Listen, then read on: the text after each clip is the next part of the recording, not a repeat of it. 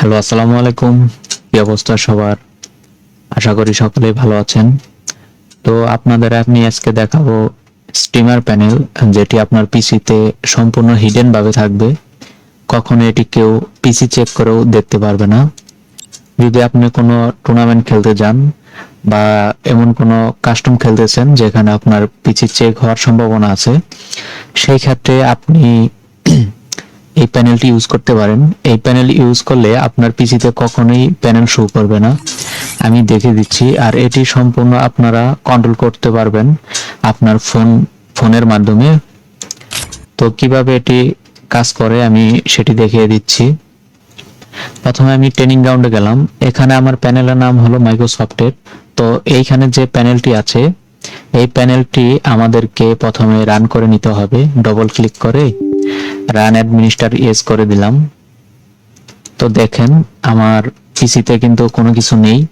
আমি যদি আমার পিসির টাস্ক ম্যানেজার আপনাদেরকে দেখাই, দেখেন এখানে ব্লুস্ট্যাক চলতেছে, ওয়েব চলতেছে, এন্ড টাস্ক ম্যানেজার এটা আমি ওপেন করেছি, এটা চলতেছে, আর কিচ্ছু নাই এখানে। তো এটি ফুললি হিডেন ভাবে আছে, এটি কেউ খুঁজে পাবে না। এখন আমি আমার ডিসপ্লের সাইডে আমি মোবাইলের স্ক্রিন দিয়ে দিচ্ছি। তো মোবাইলের স্ক্রিনে গিয়ে আপনারা আপনাদের যে আইপি অ্যাড্রেস দেখাই দেওয়া হবে সেই আইপি অ্যাড্রেসটি কানেক্ট করে নেবেন। কানেক্ট করলে দেখেন এইখানে আমার টিম এসআর প্যানেলের ইউজার অ্যান্ড পাসওয়ার্ডের লগইন ফর্ম চলে এসেছে। তো এখানে আপনাদের যে ইউজার অ্যান্ড পাসওয়ার্ড থাকবে সেই ইউজার অ্যান্ড পাসওয়ার্ড দিয়ে আপনারা লগইন করে নেবেন।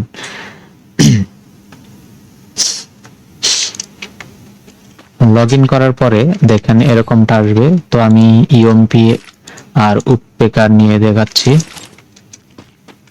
দেখেন আমি প্রথমে যদি এখানে মারি তাহলে দেখতেই পারছেন এইখানে কিন্তু সব বডি লাগতেছে। তো আমি মোবাইলের স্ক্রিন থেকে যদি প্রথমে এনিমি স্ক্যানিং আছে, এখানে হেড স্ক্যান, এটা যদি স্ক্যান করি দেখেন অল্প সময়ের ভিতর এটি স্ক্যান হয়ে যাবে। তো এটি স্ক্যান ডান হয়ে গেছে, এখনো কিন্তু হয়নি দেখুন। তো এর জন্য কি করতে হবে, এর জন্য আমার হেডশট যে এনেবল আছে এনেবলে ক্লিক করতে হবে। এটা 1 সেকেন্ড টাইম নেয়। এখন দেখুন দেখছেন সব কিন্তু রেড লাগতেছে, সব রেড।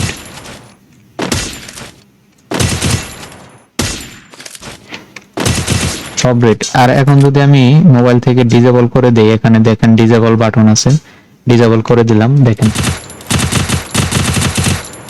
এটা কিন্তু বডি লাগতেছে, ঠিক আছে, এটা কিন্তু বডি লাগতেছে। আবার যদি আমি অন করে দিই, অন হয়ে গেছে।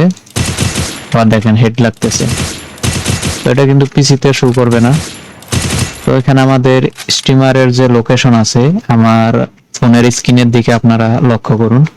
এখানে এক্সট্রা মেনু আছে। এক্সট্রা মেনুতে চাম্পস মেনু আছে। চাম্পস মেনু সম্পর্কে হয়তো অনেকেই জানেন। এটি আপনার পিসিতে আপনি দেখতে পারবেন, প্লাস স্ক্রিন শেয়ার বা স্ক্রিন শেয়ারে যারা দেখবে সবাই দেখতে পারবে। আমি তাও এটি ইনজেক্ট করে দেখাচ্ছি।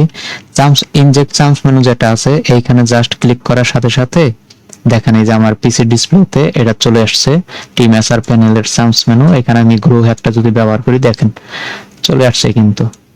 তো এটা আপনিও দেখতে পারবেন, স্ক্রিন শেয়ারও দেখতে পারবেন। তো আমি অফ করে দিই।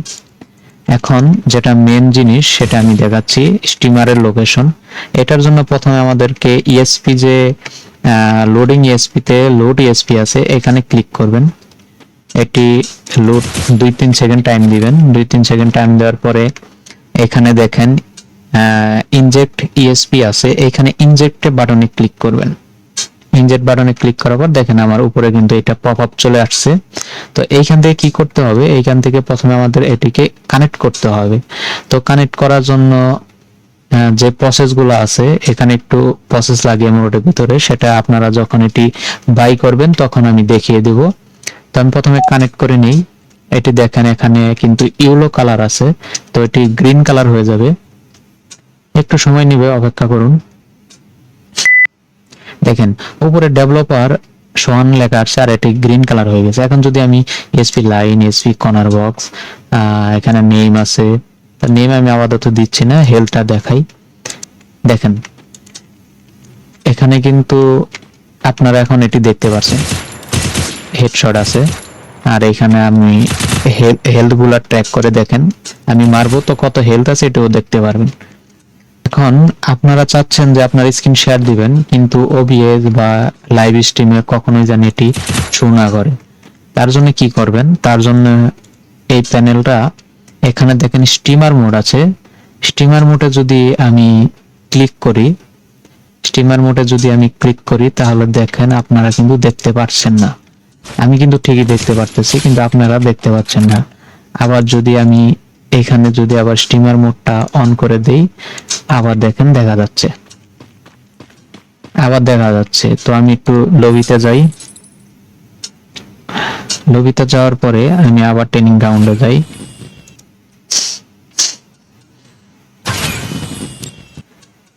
ট্রেনিং গ্রাউন্ডে যাচ্ছি আবার আপনাদেরকে দেখানোর জন্য।